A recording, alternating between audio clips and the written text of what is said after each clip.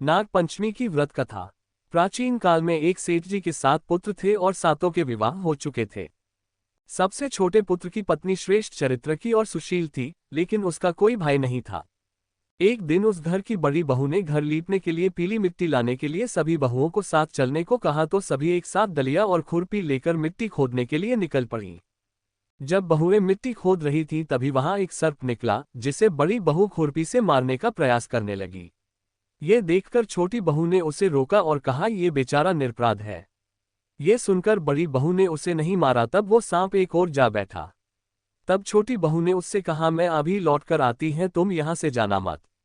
इतना कहकर वह सबके साथ मिट्टी लेकर घर चली गई और कामकाज में फंसकर सर्प से जो वादा किया था वो उसे भूल गई।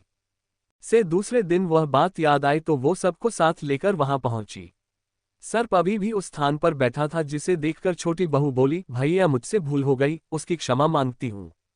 तब सर्प बोला, अच्छा तू आज से मेरी बहन है और मैं तेरा भाई, तुझे मुझसे जो मांगना हो मांग ले। वह बोली, मेरा कोई भैया नहीं है, अच्छा हुआ तुम मेरे भाई बन गए। कुछ दिन व्यतीत होने पर वह सांप मनुष्य रूप धारण करके छोटी बहू के घर आया और उससे कहा कि मैं इसका दूर के रिश्ते का भाई हूँ, बचपन में ही बाहर चला गया था। उसके विश्वास दिलाने पर परिवार के लोगों ने छोटी को उसके साथ भेज दिया। उसने मार्ग में बताया कि मैं वही सर्प हूं, इसलिए तू डरना मत और जहां चलने में कठिनाई हो वहां मेरी पूंछ पकड़ लेना। छोटी बहू ने वैसा ही किया और इस प्रकार वह उसके घर पहुंच गई। सर्प के घर के धन ऐश्वर्य को देखकर वह चकित हो गई। इस तरह से वो उसके घर में रहने लगी। एक दिन सर्प की माता ने उससे कहा, मैं एक काम से बाहर जा रही हूं, तू अपने भाई को ठंडा दूध पिला देना। उसे इस बात का ध्यान नहीं रहा और उसने सांप को गर्म दूध पिला दिया, जिससे उसका मुख जल गया। ये देखकर सर्प की माता को गुस्सा आ गया, परंतु सर्प के समझाने पर वह चुप हो गई। तब सर्प ने कहा कि बहन को अब उसके घर भेजना चाहिए। तब सर्प और उसके पिता ने उससे बहुत सा सोना, चांदी, जवाहरात, वस्त्र, भूषण आदि देकर घर पहुंचा दिया। इतना ढेर सारा धन देखकर बड़ी बहू उसने जलने लगी और कहने लगी कि तेरा भाई तो बड़ा धनवान है, तुझे तो उससे और भी धन लाना चाहिए। सर्प ने जब ये वचन सुना तो उसने सब वस्तुएं सोने की लाकर दे दी। ये देखकर बड़ी बहू ने कहा, इन वस्तुओं को झाड़ने की झाड़ू भी सोने की होनी चाहिए। तब सर्प ने झाड़ू भी सोने की लाकर दे दी। सर्प ने छोटी बहू को हीरा मणियों का एक अद्भुत हार दिया, जिसकी प्रशंसा उस राज्य की रानी ने भी सुनी और वो राजा से बोली कि सेठ की छोटी बहू का हार मुझे चाहिए। राजा ने मंत्री को आदेश दिया कि उससे वह हार तुरंत ही ले आओ।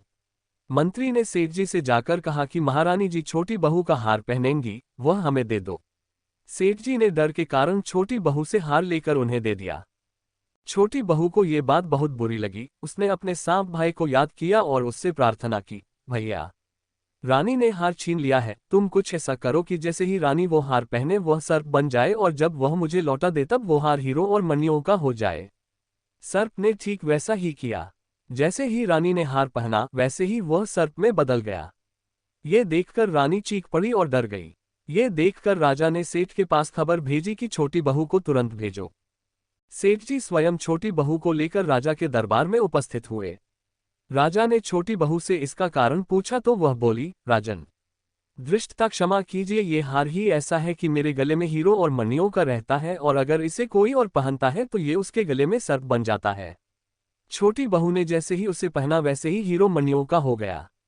ये देखकर राजा ने प्रसन्न होकर उसे बहुत सी मुद्राएं भी पुरस्कार दिया। उसके धन को देखकर बड़ी बहू ने ईर्ष्या से उसके पति को उसके विरुद्ध भड़काया, जिस कारणवश पति ने अपनी पत्नी के आचरण पर शक किया। तब वह स्त्री फिर से अपने सर्प भाई को याद करने लगी।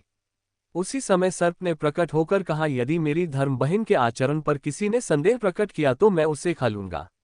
ये सुनकर छोटी बहू का पति बहुत प्रसन्न हुआ और उसने सर्प देवता का सत्कार किया। कहते हैं उसी दिन से नागपंचमी का त्योहार मनाया जाता है और स्त्रियां सांप को भाई मानकर उसकी पूजा करने लगी।